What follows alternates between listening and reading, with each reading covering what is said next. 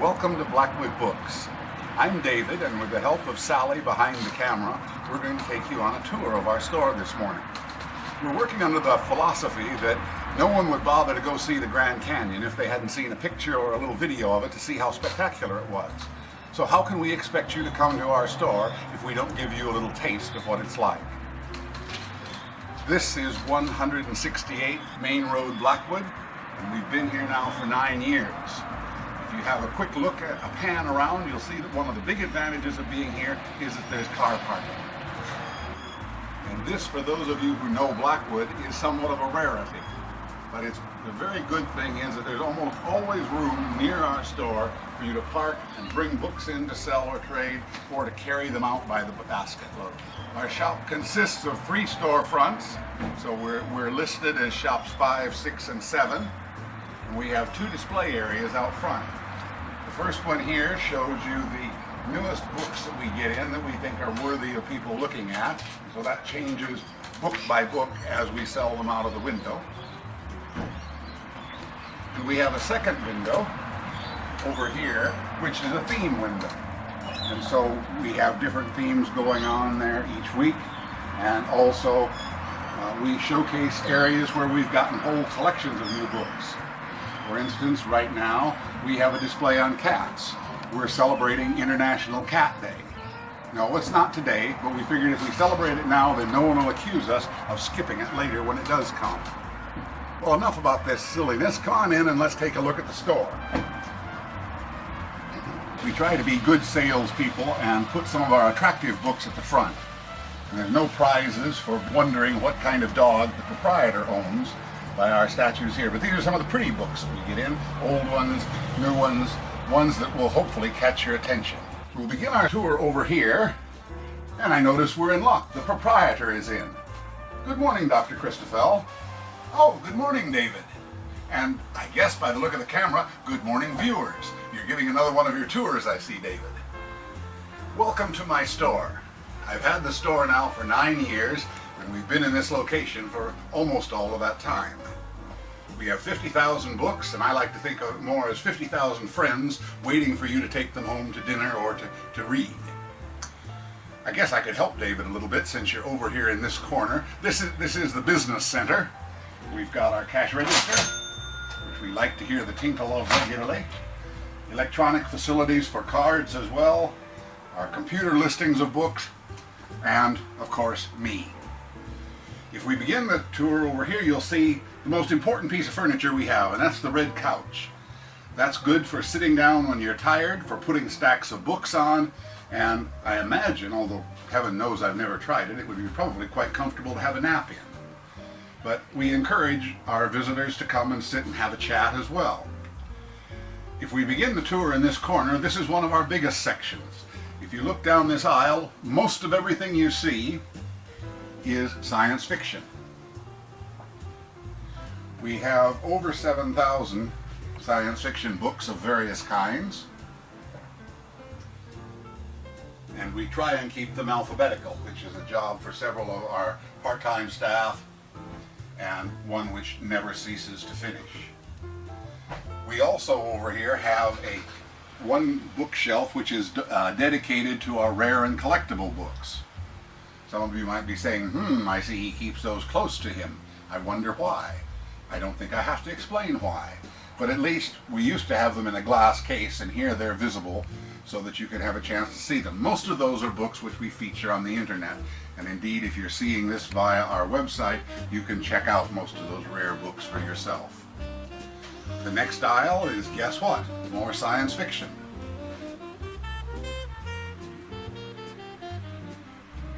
We also have at this end a whole bookcase of books put out by the Folio Society. The Folio Society are a book publishing company which are some of the last people to actually put out fine quality books. You can't buy their books at a store. You have to subscribe. They will produce a certain number of books each year, and as a subscriber you are expected to buy a certain number. Most of these came to us courtesy of an estate of former historians, so we're very lucky to have them. They aren't books that you don't see anywhere else. Most of them are classics that have been redone, rebound, and in many cases re-edited. Well, I think you've probably heard enough from me, and so I'll turn you back over to David to take the rest of the tour. Take it away, David. Thank you for that, Dr. Christoffel. Well, we'll continue with the tour then. If you look down this aisle, on the left we have our large science fiction books, the hardbacks and the large format. And on the right we have the large format and hardback for our crime section. Crime, detective, murder, however you want to call it. One of our popular sections, and we've got it right here close to the front of the store so you can see what's new. Because most of those books come out first for about a year as large books before they ever appear in pocketbook size. There is no particular theme to where we have our particular subject areas, as you will see. Because if you came through the front door and instead of going to the left to visit our business center, you came straight through, you would be faced with a corridor full of Australiana. On this side we have things like Aboriginal studies, and down here sections devoted to the individual states, and on the right we have a section that's alphabetical for some of the more general material. If you follow down this aisle to its extreme,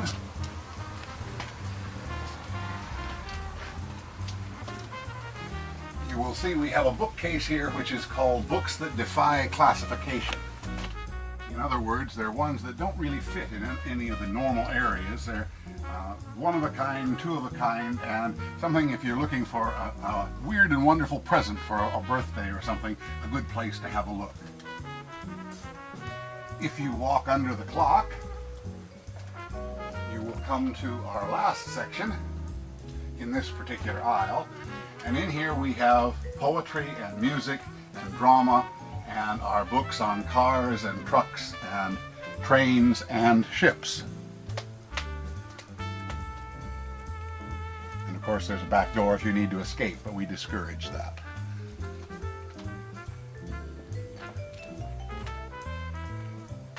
We have a new bookcase here on the right.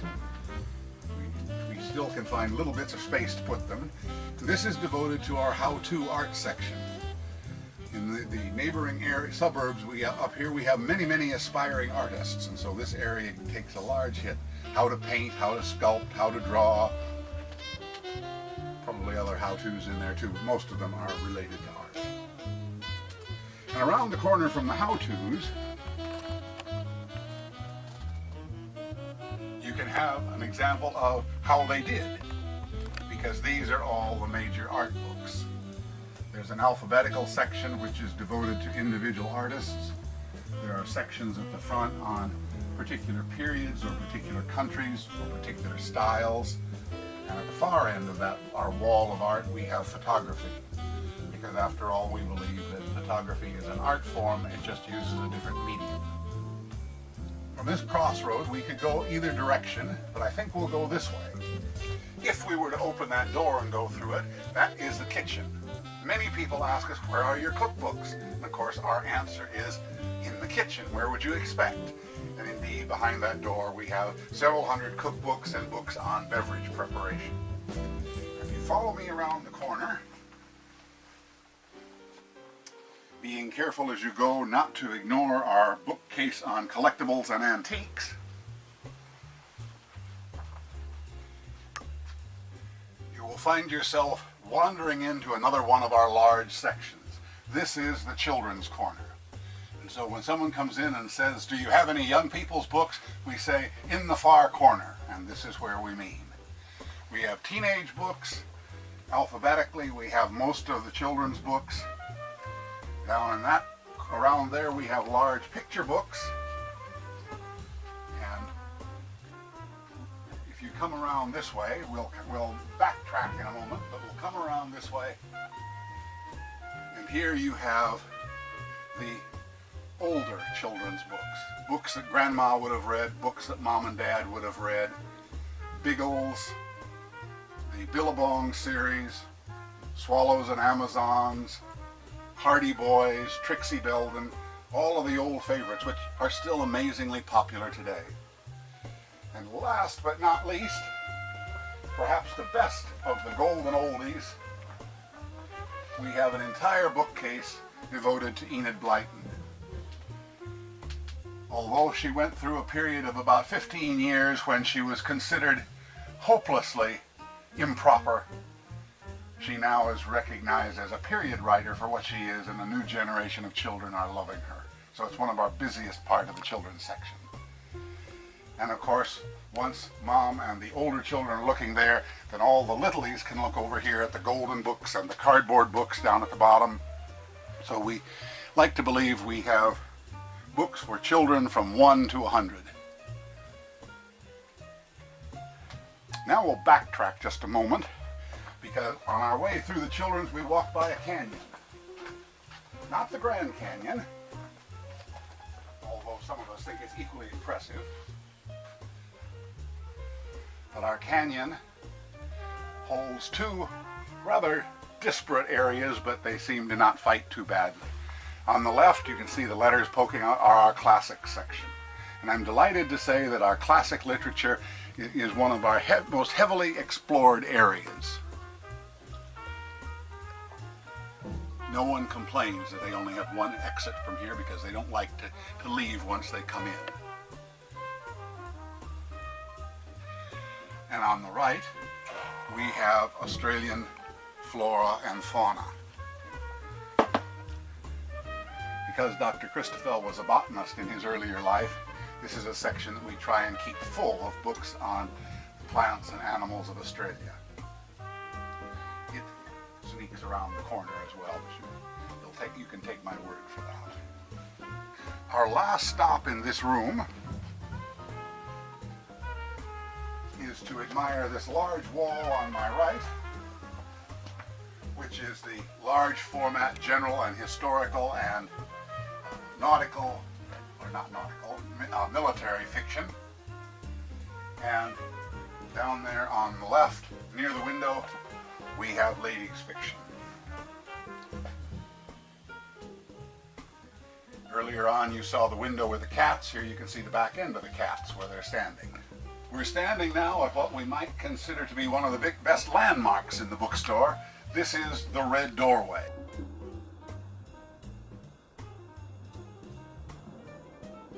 And if people come in and they ask, where's such and such, where is such and such, the first thing we're oftentimes telling them is, find the Red Doorway. So, you have found the Red Doorway, so come with me into the last of our rooms. On the left, we have our continuation of general and historical fiction. It's a very large section. First the rest of the big size books and then into the little ones. On my right, we have what we call our wall of history. Being true to our ancestry, we start with Britain and the rest of Europe, and then we flow through the rest of the world with areas for most countries, or at least most regions. Down this aisle, we have yet again a continuation of the general fiction on the left and under the air conditioner. And on the right, we have, as you can see, a floor-to-ceiling bookcase, which on all sides, ends and both sides, represents our Australian fiction. We're very lucky in Australia. Although we have a small population, we have some wonderful writers and also prolific writers.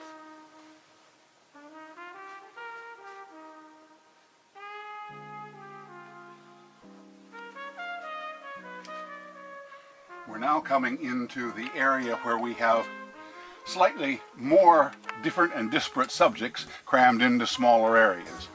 For example, although on the left is the rest of the Australian fiction, on our right we have horror and we have paranormal, and we also have some dictionaries and foreign language books. This part of the store has spirituality on the left, where we have all the religions sitting happily together. On the right we have an extension of history, and on both sides down at the end we have our craft. We figure that people who are into crafts are not going to be at all concerned about having to delve into the back corners to find what they're looking for. As we tell people when they come in, if you walk through the Red Doorway and move straight ahead, you bump into the Second World War. Continue down this way, you find the rest of the wars and other military subjects on my left. On my right, we have another one of the mixed marriages, where at the top we have nautical fiction, in the middle we have Western fiction, and at the bottom we have New Age. No, I'm not going to stick my neck out and make any comments on why they happen to be together. Many of you probably think that scientists are neat and precise. Well, unfortunately, I'm going to give you a little different view, because if you look down this aisle, you will see what can only be described as an overloaded collection of science. We range from paleontology through astronomy, through mathematics, through chemistry.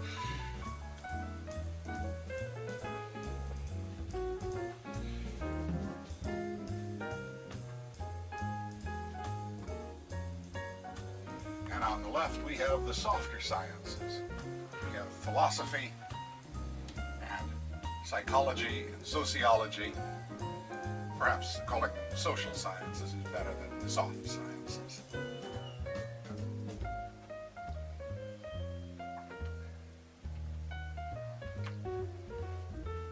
And would you believe we have finally reached the final aisle in our store?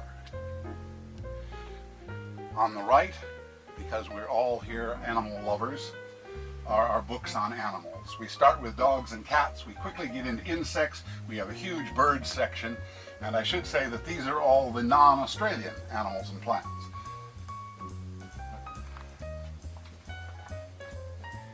And we have on this side a real mixed bag. We have some women's studies, we have mythology, I'm not going there either. We also have some more New Age.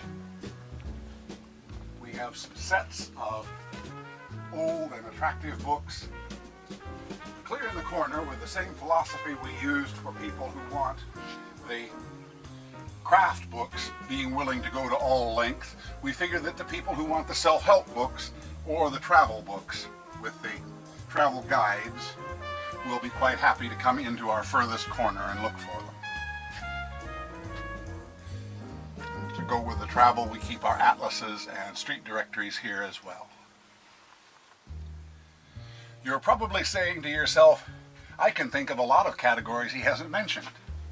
And you know you're right. For example, here's sports, which I didn't say a thing about. Both sides of this bookcase are devoted to sports. That's one of the fun things that we believe about Blackwood books. You go around a corner and you're never quite sure what you're going to find.